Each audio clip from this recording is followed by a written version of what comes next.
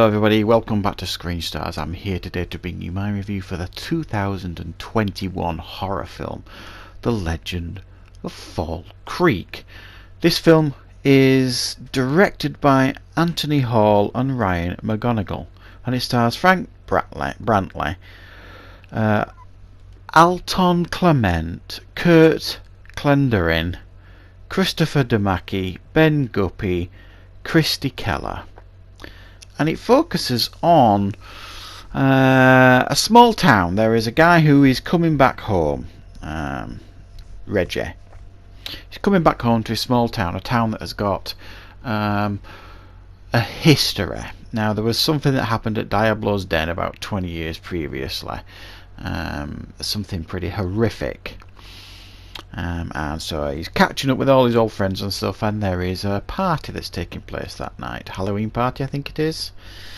And as you could imagine, things don't go particularly well, and there is someone heading to that party who's got a score to settle.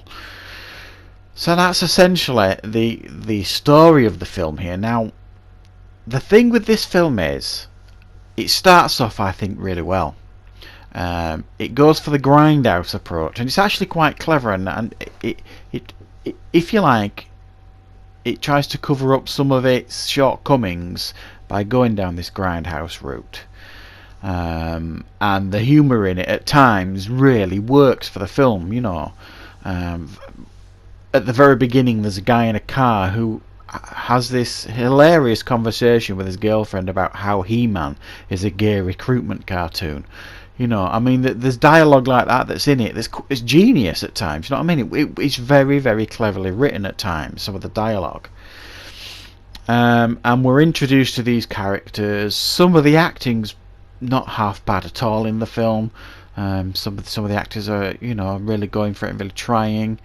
They're trying to set up this, you know, this history and mythology of this town, this thing that happened 20 years previously. They're trying to set the film up nicely.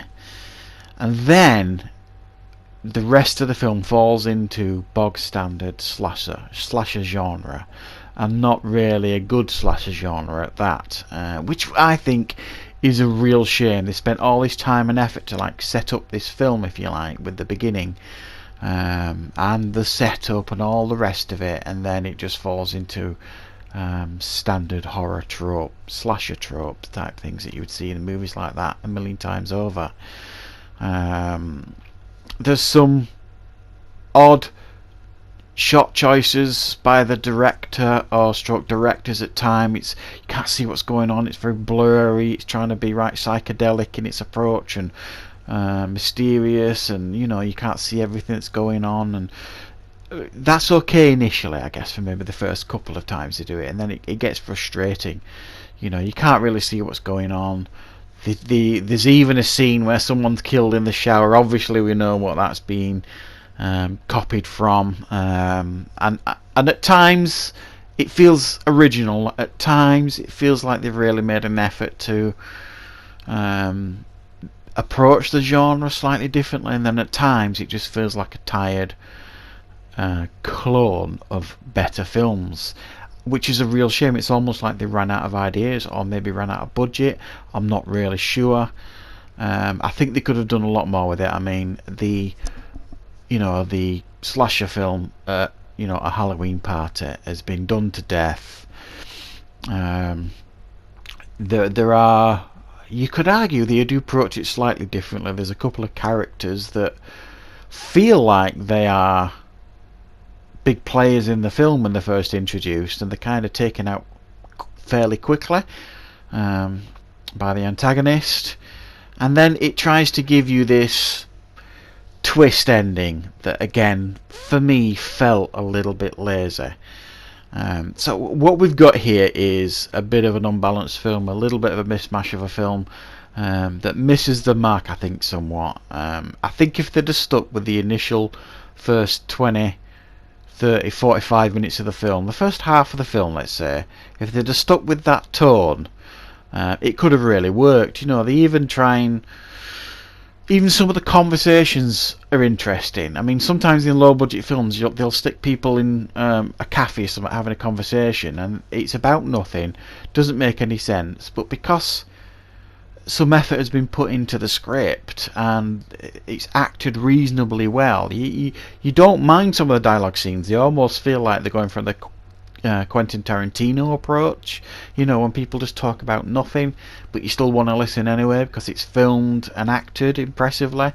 I mean, don't get me wrong, I'm not comparing this to anything that Tarantino has done, but I can see where the influences are in this film, and you will as well when you watch it. You can see the influences very, very clearly, and I do think they are Tarantino inspired, obviously with the grindhouse approach. If you remember Tarantino's grindhouse film that he did a few years ago, Death Proof.